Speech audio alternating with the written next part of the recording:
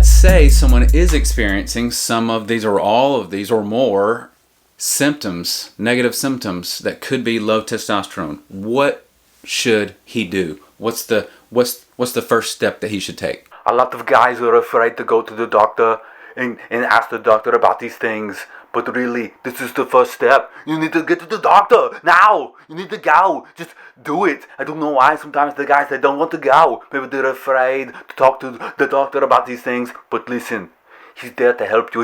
He's your friend, okay? Alright? Maybe they're afraid of the needles or the blood work and the things like that. Listen, I get it. It's okay.